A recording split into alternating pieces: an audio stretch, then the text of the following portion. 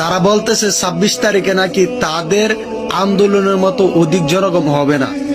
তারা যে আন্দোলন করছে এই আন্দোলনের 10 ভাগের 1 ভাগও নাকি জনসংখ্যা হবে না ওই 26 তারিখের সমাবেশে। তারা হয়তো চট্টগ্রামের জশ্ন জুলুসের কথা ভুলে গেছে। চট্টগ্রামের একটা জশ্ন জুলুসই মনে করেন পুরো এশিয়ার ইতিহাস। চট্টগ্রামে যে র্যালি হয়, যে মিছিল হয়, যে জশ্ন জুলুস হয়, এত বড় র্যালি এশিয়ার ভিতরে এখনো পর্যন্ত হয় নাই। ঠিক আছে, আহলে সুন্নাত ওয়াল জামাত জশ্ন জুলুস ব্যতীত এত বড় জনসভা কোনো সময় করে নাই, সমাবেশ, বড় সমাবেশ কোথাও করে নাই। এই প্রথম জশ্ন জুলুস ব্যতীত আহলে সুন্নাত ওয়াল জামাত প্রথমবারের মতো ঢাকাতে সমাবেশ করতে যাইতেছে। এখানে 64 জেলার আহলে সুন্নাত ওয়াল জামাত আসবে। শুধুমাত্র চট্টগ্রামের জশ্ন জুলুসের র্যালিই এশিয়ার ইতিহাস করে রাখছে।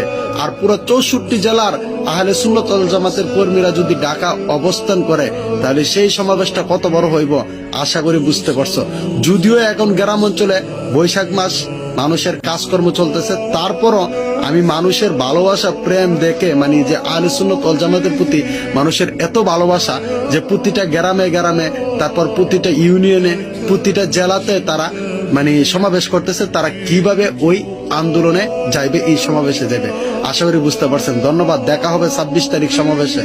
কেউ যদি কোনো প্রমাণ সহ আমাদেরকে দিতে পারেন যে হেলিকপ্টার থেকে গুলি করে কোথাও কোনো মানুষ মারা হয়েছে, তাহলে আমরা কিন্তু তার ব্যবস্থা গ্রহণ করব। এদিকে 19 জুলাই রাজধানীর কাফরুলে নিজ ঘরে গুলিবিদ্ধ হয়ে মারা যাওয়া শিশু সামিরের মৃত্যুর কারণ হিসেবে র্যাবের গুলির বিষয়টির অভিযোগ উঠলেও সংস্থাটির দাবি শিশু সামির র্যাবের গুলিতে মারা যায়নি। মিরপুরের কাফরুলের যে বাচ্চাটির কথা বলা হয়, যেখানে ছেলেটি গুলিবিদ্ধ অবস্থায় মারা গিয়েছে, সেখানে কোনোভাবেই র্যাবের হেলিকপ্টার থেকে কোনোভাবেই গুলি যাওয়া সম্ভব নয়। গুলিটা কোন দিকে সে বলতে পারেনি, কিন্তু আসছিল তো এই দিক দিয়ে। হেলিকপ্টার আমার চোখেই পড়েনি। দেশের এমন জরুরি পরিস্থিতিতে সামাজিক মাধ্যমকে ঢাল বানিয়ে অপপ্রচারে নামা গোষ্ঠীর বিরুদ্ধে সাধারণ মানুষকে সোচ্চার থাকার আহ্বান